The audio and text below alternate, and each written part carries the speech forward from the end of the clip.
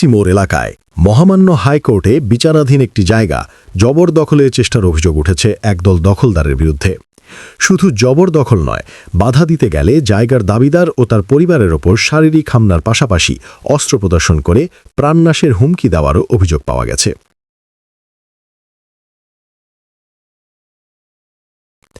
এই ঘটনায় চরম নিরাপত্তাহীনতায় ভুগে ন্যায় বিচার ও জীবনের নিরাপত্তা চেয়ে Chittagong metropolitan police CMP commissioner বরাবর একটি লিখিত অভিযোগ দায়ের করেছেন ভুক্তভোগী ব্যবসায়ী মোহাম্মদ সালিমুল হক। গত 11 মার্চ 2024 তারিখে এই অভিযোগ দায়ের করা হয়। অভিযোগে প্রধান অভিযুক্ত করা হয়েছে লালখান বাজার কুসুমবাগ আবাসিক এলাকার বাসিন্দা মোহাম্মদ রায়হান আলমকে। এছাড়া তার সাথে থাকা অজ্ঞাতনামা আরও 4-5 জনকে বিবাদী করা হয়েছে।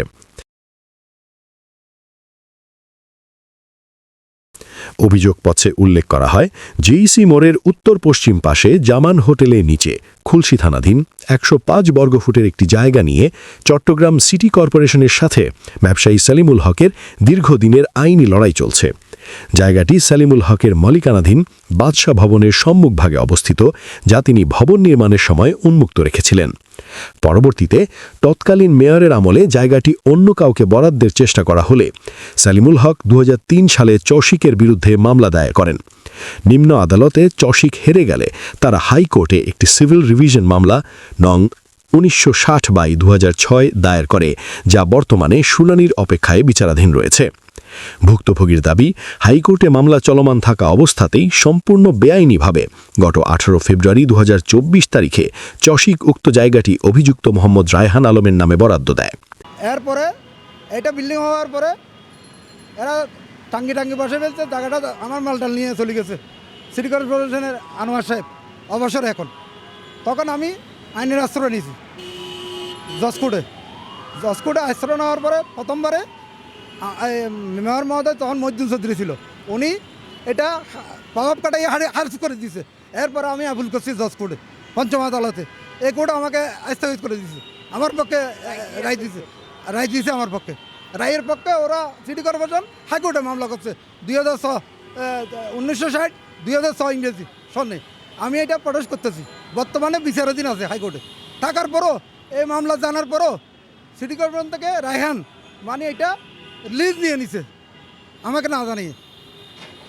এটা আমাকে বিচারাধীন থাকা অবস্থায় কোনোদিন দিতে পারে না।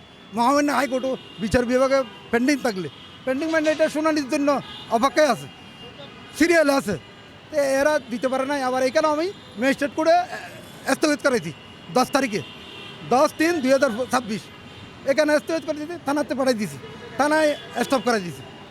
এখন আমার অনুরোধ হলো আইনগতভাবে করতে হবে, আইনের বাইরে তো যাওয়া কোনো কিছু করতে পারবো না। এই বরাদ্দের সূত্র ধরে গত 10 মার্চ সকাল 11টার দিকে রায়হান আলম ও তার 4-5 জন সহযোগী উক্ত জায়গায় জোরপূর্বক দোকান নির্মাণের জন্য জড়ো হয়। এ সময় ব্যবসায়ী সালিমুল হক তার ছেলে ও ভাতিজা বাধা দিলে দখলদাররা তাদের উপর অকথ্য ভাষায় গালাগালি করে এবং শারীরিকভাবে আক্রমণ করে। বিষয়টি সুরাহার জন্য ভুক্তভোগী বর্তমান মেয়রের কাছে গেলে তিনি চশিকের প্রধান আইন কর্মকর্তাকে বিষয়টি দেখার নির্দেশ দেন, কিন্তু অভিযুক্তরা তা তোয়াক্কা করেনি। বাধ্য হয়ে ভুক্তভোগী গত 10 মার্চ অতিরিক্ত জেলা ম্যাজিস্ট্রেট আদালতে একটি মামলা দায়ের করেন। আদালত তাৎক্ষণিকভাবে উক্ত সম্পত্তিতে স্থিতাবস্থা বা স্টেটাস কো এর আদেশ দেন, কিন্তু অভিযোগকারী জানান ভূমিদস্যু রায়হান আলম সম্পূর্ণ আদালতের এই নির্দেশ উপেক্ষা করে পেশি শক্তির জোরে নির্মাণ কাজ চালিয়ে যাওয়ার চেষ্টা করছে। মোহাম্মদ সালিমুল হক এই জায়গাটার মালিক, প্লাস উনি খাজানা পর্যন্ত ক্লিয়ার 2025 খতিয়ান সব কিছু ওকে। এবং আজকে আমরা সিটি কর্পোরেশনে গেছি, সিটি কর্পোরেশনের মাননীয় প্রধান আইন উপদেষ্টা বলছে এবং যিনি রাজস্ব কর্মকর্তা উনিও বলছে আমরা আদালতের বাইরে যাব না। আগামী রোববার আমাদের সাথে একটা মানে এরকম একটা মিটিংয়ের জন্য একটা গিয়ে দিছে।